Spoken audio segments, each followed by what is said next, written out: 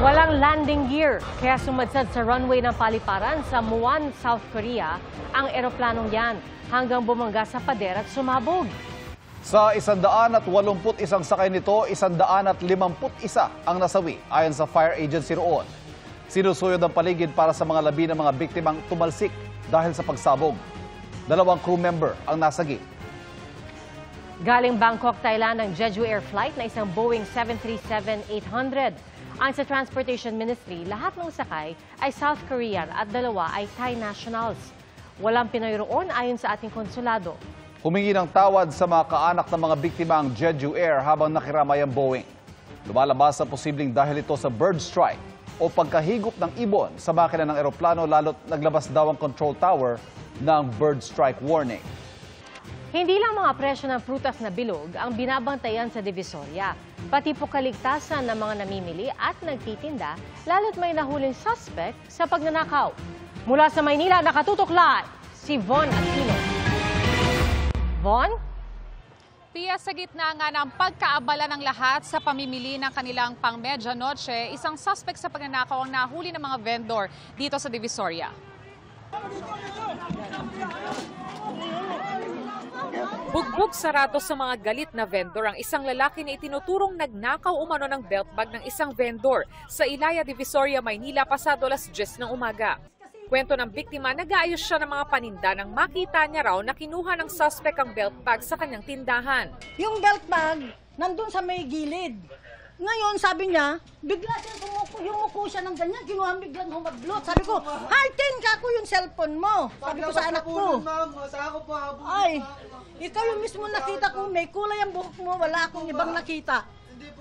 Nang magsisigaw siya na may magnanakaw, sumaklolo mga tao hanggang nasukol ang suspect at dinala sa Wanuna Police Community Precinct. Hindi po, ma'am. Tinagis lang po sa akin yun, ma'am. Bakit tinagis sa'yo? Ewan ko po, nahuli po kasi siya nakita po tumatakbo Hinahabol ko din po. Tuloy po yung reklamo laban sa suspect. Pansamantala po, nandito po siya sa piitan ng Manila Police District Station 11. Ang kakaharapin niya pong kaso is pagnanakaw or theft po. Nangyari ito sa gitna ng pagdami ng mga namimili ng bilog na prutas sa Divisoria, gaya sa Santa Elena Street na sumikip na kaya't halos hindi na umusad ang mga naglalakad. Paswerte daw po Saka dagdagan mo na din sa sikap. Inuunti-unti ko po, ma'am, kasi po mas tumataas po yung presyo pag bagong taon na po kasi.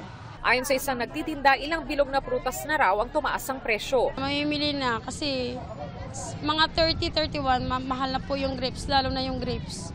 Ngayon 200, maka sa 30 ng gabi magti-300 na po yun. Kung mamimili ng mga prutas, merong 50 pesos kada tumpok, net o kilo.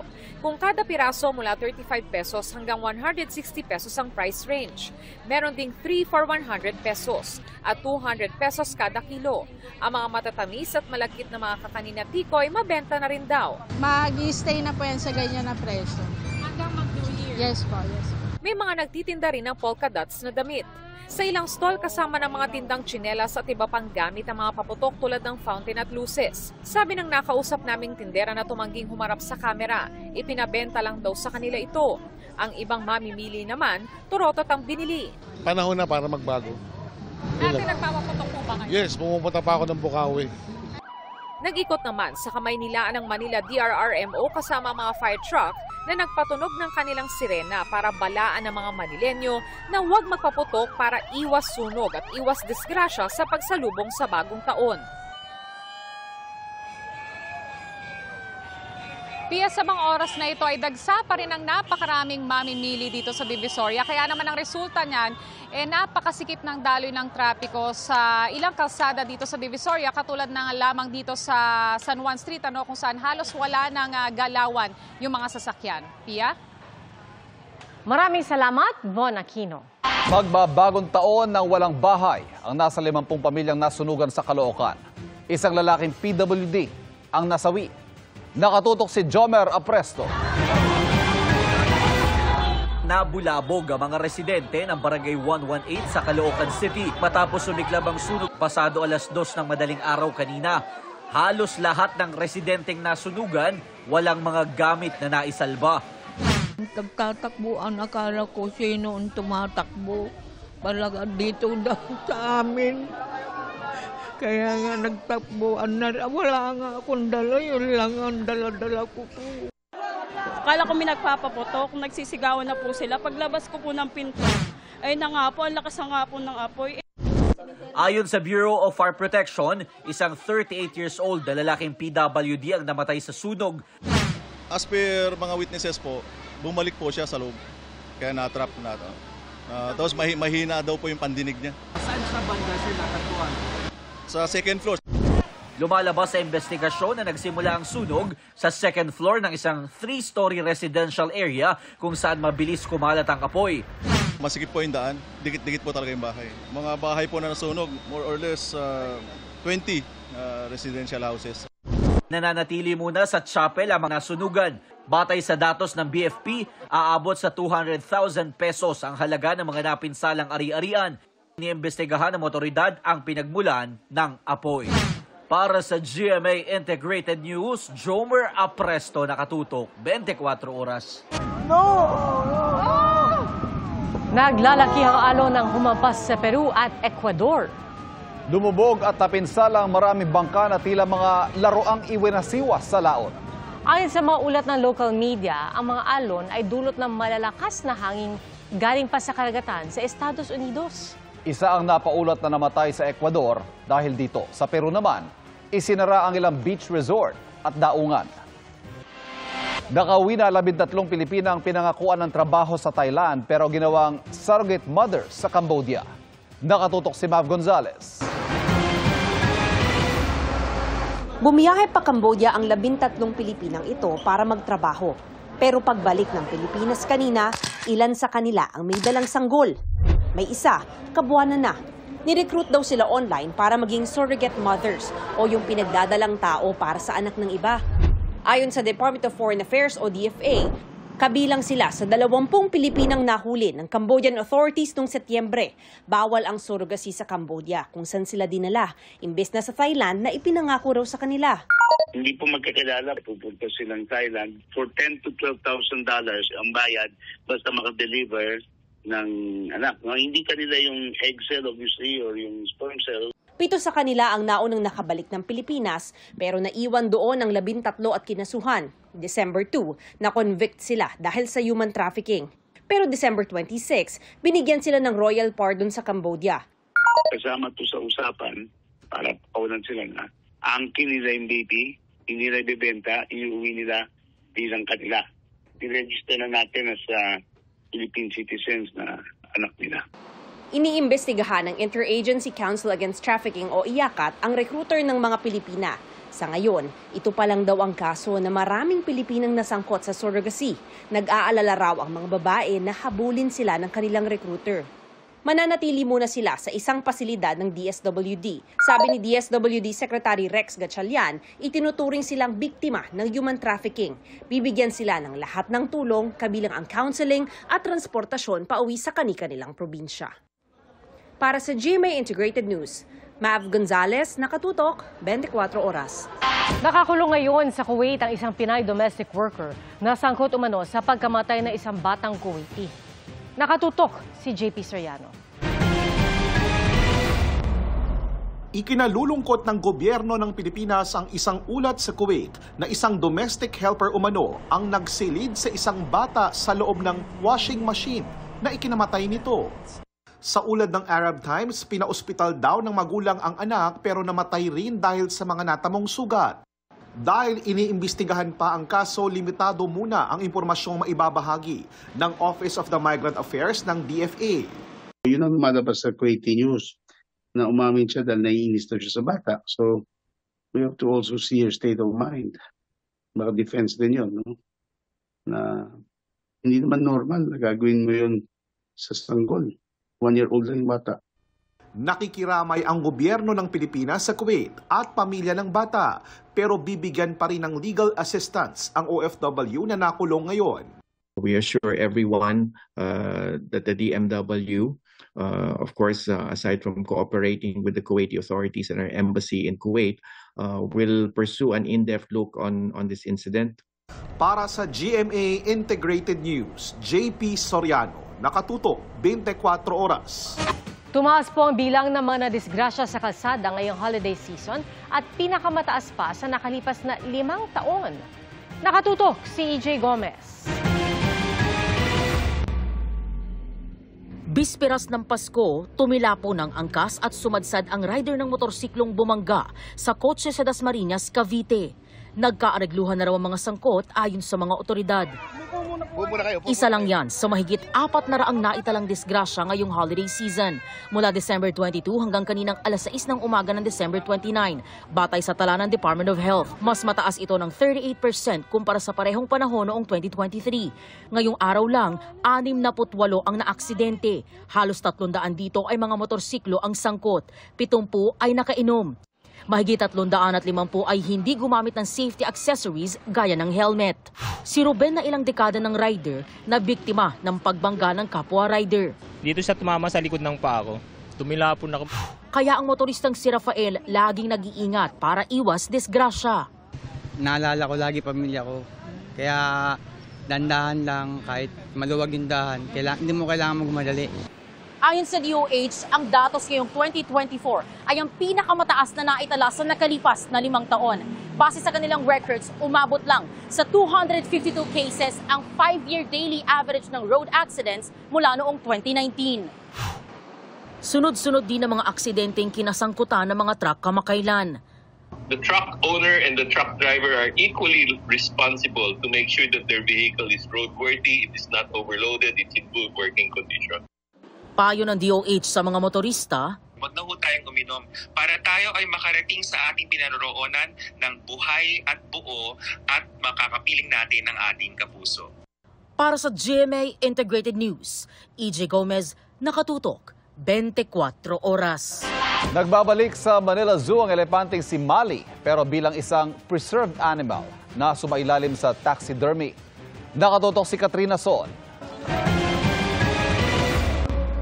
Pinipilahan ngayon sa Manila Zoo ang napreserbang katawan ng elepanteng si Mali. Karamihan talagang natuwa raw sa pagbabalik ng elepante sa naging tirahan nito ng mahabang taon. Masaya pa rin po. Kasi nandiyan po, nakikita pa rin po namin siya. May ilang magkahalo ang nararamdamang emosyon nang masilayan ulit si Mali. Masaya na mixed reactions. Masaya na medyo malungkot. Siyempre, ito first time niya sana makita si Mali. Ito nakita niya ng buhay pa. Siyempre masaya. At least yung mga hindi siya naabutan, nakikita yung totoong appearance niya. Kahit ganyan lang itsura niya. Ito na ngayon ang elepanteng si Mali matapos siyang sumailalim sa taxidermy o matapos siyang ipreserba. At ayon sa doktor na nagpreserba kay Mali, makakabuti raw na huwag itong hawak-hawakan nang sa gayon ay mas tumagal ito. Kung sa mga karaniwang hayop, 3 hanggang 6 na buwan ang proseso ng pagpepreserba. Kay Mali, umabot daw ng halos 1 taon na pinagtulungan ng 15 hanggang 20 tao.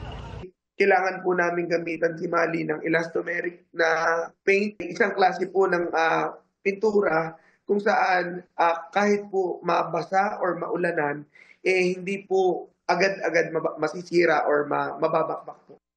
Kapag maayos daw ang sitwasyon at kondisyon ng hayop na sumailalim sa taxidermy, maaari itong umabot ng 100 taon. Ang advice lang po namin sa mga tao is picture lang po, mas maganda. Para sa GMA Integrated News, Katrina Son, nakatutok 24 oras. Nagdeklara ng state of calamity ang Biliran dahil sa tulay nitong umuuga at umaalon. Nakitaan pa ito ng mga sira ng inspeksyonin ng Department of Public Works and Highways. Kaakibat ng deklarasyon ng price freeze sa mga pangunahing bilihin. Apektado raw ang ekonomiya ng lalawigan dahil bawal munang dumaan sa tulay ang mga sasakyang mahigit 5 toneladang bigat.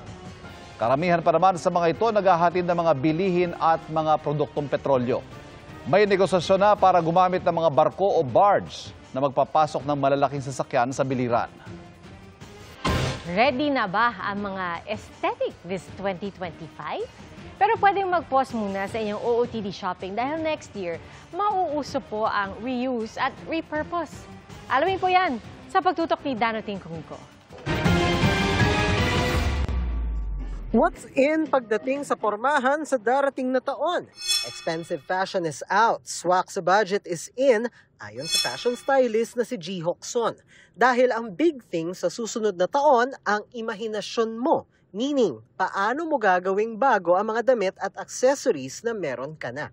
Our generation right now craves identity. The best way to be fashionable is to reuse and repurpose. Start going to the thrift kasi bumabalik ulit yung trend na pleats, brooches. Malaki raw ang emphasis next year sa functionality at individuality. Ibig sabihin, fashion pa rin pero kailangan pwedeng pang back ride sa motor ang fit. The general mood for all designers are the unconventional cuts. They crop it or they make it sleeveless pero button down pa din. Yung very unusual to the eye but still wearable to your everyday living. Mauuso rin ang mga multifunctional na damit gaya ng jacket na maraming bulsa. We don't want to carry bags anymore in the Philippines. So we're leaning towards utilitarian wear. So jackets with 4 pockets. The jacket has 3 pockets. It's a blazer denim jacket actually. Pati na rin mga jacket na ginamitan ng iba't ibang uri ng tela. Dito pa lang, sa ukay-ukay, marami na tayo nakita ng mga sinasabi niya magiging uso next year. Exhibit A, yung pleats over pants na mauuso hindi lang sa mga babae, kundi pati na rin sa mga lalaki. Baggy pants for men? That's so 2024 daw. For 2025, mauuso ang layering o palda over pants lalo na sa mga lalaki. Ang mga old brooch at pin magagamit para i-transform ang mga damit na meron ka na. We get to reuse yung mga gamit na nakikita natin sa closet ng grandparents. It's nice kasi it also saves the environment. Yung mga damit po kasi ng mga lolo't lola natin, more on maluluwag po yung damit nila. So, sa generation po ngayon, mas okay kung if-fit siya. Kaya pwedeng i-raid ang aparador ng inyong parents at grandparents o mag-ukay-ukay then create your own signature style. Ang pinakamahalaga naman sa lahat, have fun and be you. Para sa GMA Integrated News, Dan at Tingkong ko nakatutok 24 oras. Nangunguna ang GMA Network sa mga TV station na source o sanggunian ng balita at impormasyon ng mga Pilipino batay sa tugon ng masa survey ng Okta Research. 90% ang nagsabing sa GMA Network sila umaasa para sa balita at impormasyon. Dumami rin ang nagtitiwala sa GMA Network, tumaas sa 98%. Ang overall trust rating ng GMA Network mula sa 93% na naitala noong June 2024 survey. Isinagawa ang survey sa 1,200 respondents noong November 10 to 16. May plus-3% margin of error ang survey. Showing na in more than 100 cinemas nationwide ang Best Picture ng 2024 Metro Manila Film Festival na Green Bones. Si Ruru Madrid na Best Supporting Actor ng pelikula ngayon ay prepping naman with Bianca Umali para sa Kapuso Countdown to 2025. Narito ang aking chika. On high pa rin si Ruru Madrid matapos siyang hiranging Best Actor in a Supporting Role sa Metro Manila Film Festival Gabi ng Parangal para sa kanyang papel sa pelikulang Green Bones. Hindi raw niya kasi ine-expect na mananalo siya noong gabing yun. Did you prepare that speech? Hindi eh. Parang sabi ko nga, feeling ko nung pagdating ko po sa stage, parang lahat yun, puso ko na lang yung nagsalita. Kasi syempre, pagdating ko, nalula ako dahil nga andun sila Kuya Aga, sila Miss Vilma, andun si Miss Vice. Parang ang dami pong big stars. Isa sa pinaka-emosyonal nung gabing yun ay ang kanyang girlfriend na si Bianca Umali. Labis ang naging pag-iyak ni Bianca nang tanggapin ni Ruru ang trophy. Sabi ko nga, si Ruru ang best supporting actor nila. Ako ang best supporter niya. Forever. Kasama sina Ruru at Bianca sa much-anticipated and biggest New Year countdown ng taon, ang GMA New Year Countdown. Excited ang Ruka team dahil ipakikilala sa countdown ang kanilang big projects. Kabilang na ang pagbabalik ng Lolong at Sangre. And we are so excited because andito kami para tapusin at i-welcome ang bagong taon with our network. parehas namin ginagawa yung mga proyektong pinapangarap namin. So, napakasarap po sa puso. Makakasama nila sa GMA New Year Countdown ang iba pang Kapuso stars sa pangunguna ni Asia's Limitless star Julian San Jose. Pati sina Raver Cruz, Christian Bautista, Ay de las Alas, Sanya Lopez, Isabel Ortega, Kailin Alcantara at marami pang iba. Mga Kapuso, mantra nyo ba sa New Year ang 2025, please be good to me? Kumusta naman ang inyong 2024 resolutions? Natupad ba? O may natupad ba kung marami man yan? Ang sagot ay ilang Kapuso sa pagtutok ni Nico Wahe. Bago tayo magpaalam sa 2024, natupad nyo ba ang inyong New Year's resolution? Medyo lang, sir, medyo. Wala natupad sa New Year's resolution sa 2024? Parang hindi. Meron naman po. Si Noemi, napako ang personal promise this year. Hindi na nagpapautang sa mga kaibigan. Nagpapautang pa rin. Ayun, hindi binabayaran. Si Grace, balik alindog sana ang nais nitong 2024. Magising ng maaga, tsaka mag-diet, syempre. Ano nangyari? Wala. Ang tinderong si Jake, sinubukan daw i-claim ang gusto ngayong 2024. Pero walang pera. Pag may pera tayo, may resolution. Kung may team sawi, meron ding team wagi. Gaya ni Lyra na na-manifest ang kagustuhang magkaroon ng mas magandang trabaho. Supervisor na po ngayon, dati pong janitress. Sipag at syaga lang po. Sa pagdating ng 2025, tiyak may mga Pinoy nang nag-iisip ng kanilang goals at resolutions. Sa survey ng Social Weather Stations o SWS, sa mahigit 2,000 respondents, 90% ang puno raw ng pag-asang sasalubungin ng 2025. Mas mababa kumpara sa 96% noong 2023. 10% naman ang may takot daw sa pagpasok ng 2025. Mas mataas sa 3% noong 2023. Madali lang naman sabihin gusto mong magbagong buhay tuwing lilipat ang taon. Ang mahirap ay kung paano mo yan tutuparin. Ang mas lalong mahirap ay yung gusto mong matupad pero wala ka namang ginagawa. Para sa GMA Integrated News, Nico Wahe, nakatutok, 24 oras. Tama naman si Nico, no? Yung pag-asa, samahan natin ang pagpupunyagi. Nasa atin din yan. At mga Kapuso, 3 tulog na lang po, 2025 na. At yan po ang mga balita ngayong huling weekend ng 2024 para po sa mas malaking misyon at mas malawak na paglilingkod sa bayan. Ako po si Pia Arcangel. Ako po si Ivan Mayrina mula sa GMA Integrated News, ang News Authority ng Pilipino. Nakatuto kami 24 oras.